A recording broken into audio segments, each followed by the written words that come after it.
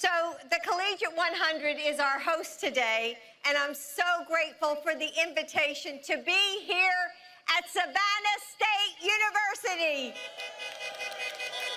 the oldest HBCU in Georgia, I'm told. So, hey Savannah, are you ready to get to work?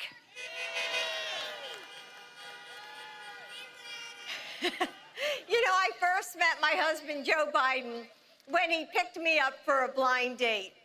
And it was the 70s. Now, I know, you are way too young to remember the 70s, but I'll tell you.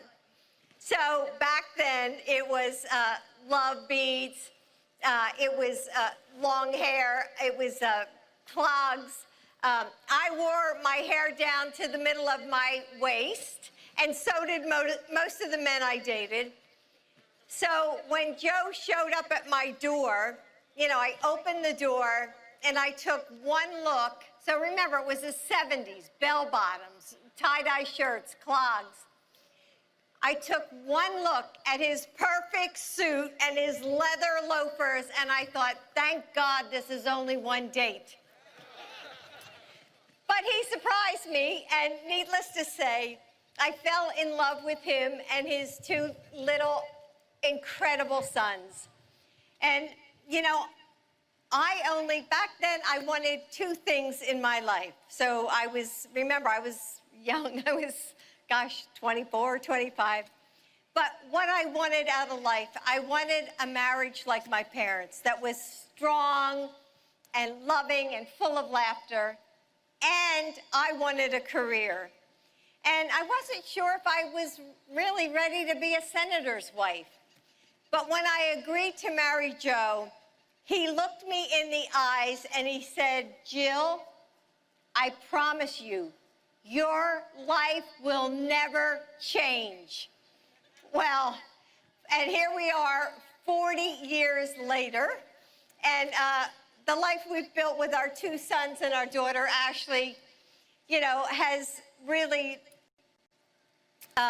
just been amazing, and has certainly been something that I feel so proud of, and my life definitely has changed. And it's been more beautiful, really, and, more heartbreaking, actually, than I ever could have imagined. But one thing never changed, and that is the character of the man I married. The man who, as a boy, had to learn to stand up to bullies because he stuttered. The man who came home every night from Washington, D.C., to tuck our kids into bed while I studied for my doctorate under the pale yellow kitchen lamp, the dinner dishes waiting in the sink. The man who gives his cell phone number to grieving parents because he needs them to know that even though their hearts are shattered, they are not alone. The man who put his shoulders back after our son died and went back to work because he knew that the American people needed their vice president.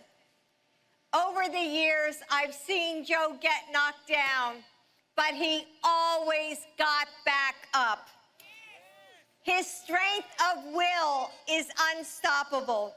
His faith is unshakable. Because it's not in politicians or political parties or even himself. It's in the providence of God. It's in the potential of our country.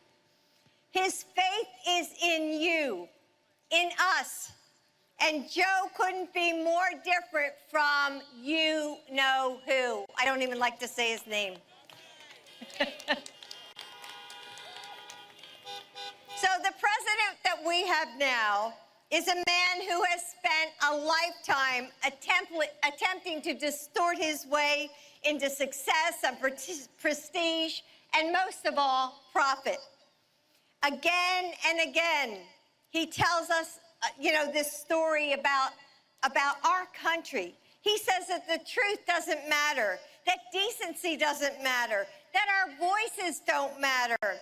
He wants us to believe that, who we are as Americans is hateful and angry and divided.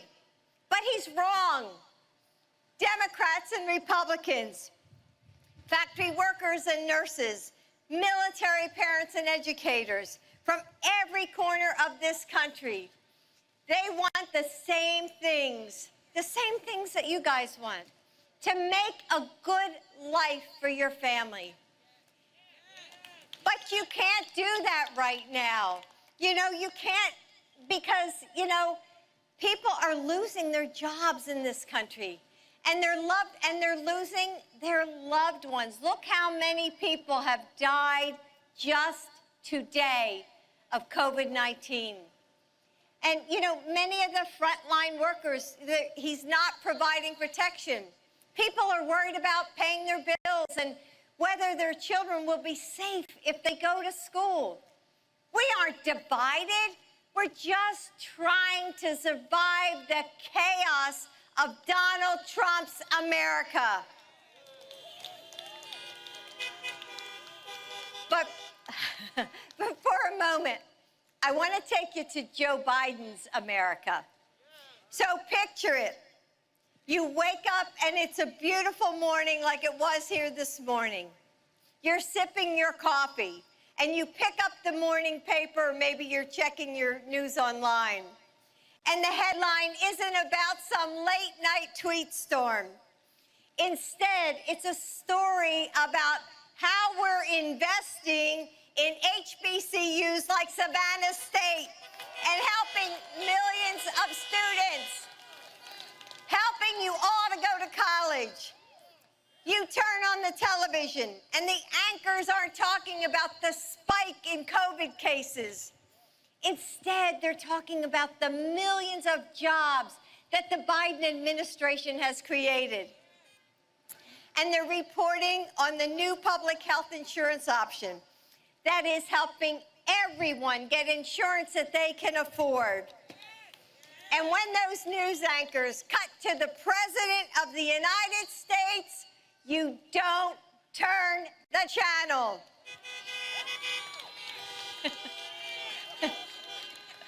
You call in your kids. Well, you guys don't have kids, but you call in your brothers and sisters from the other room because you want them to hear what the President of the United States has to say.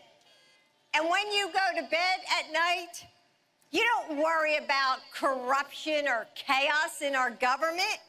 You don't think about our government at all because we are led by a commander-in-chief that you can trust. A president for all Americans.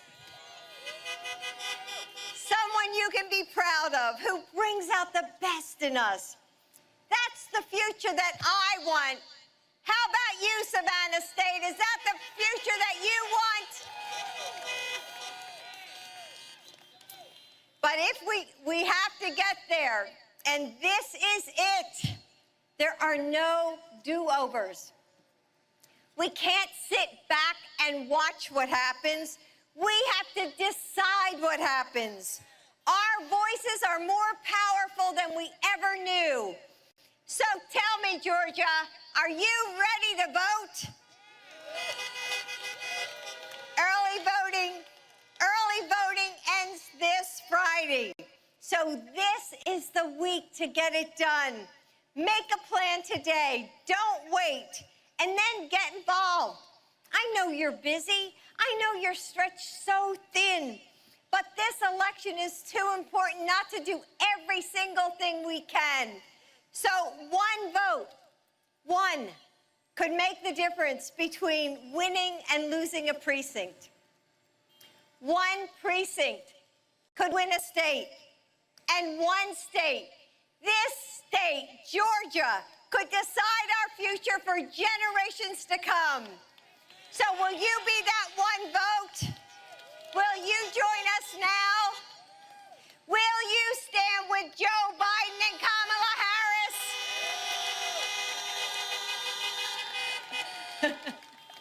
I love that, thank you.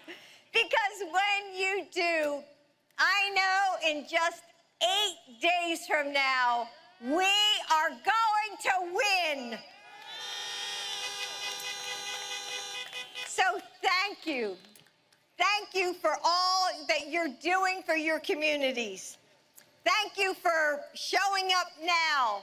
Thank you for showing up today, tonight, right now when it matters the most. And thank you for your faith in an idea that's bigger than any one of us.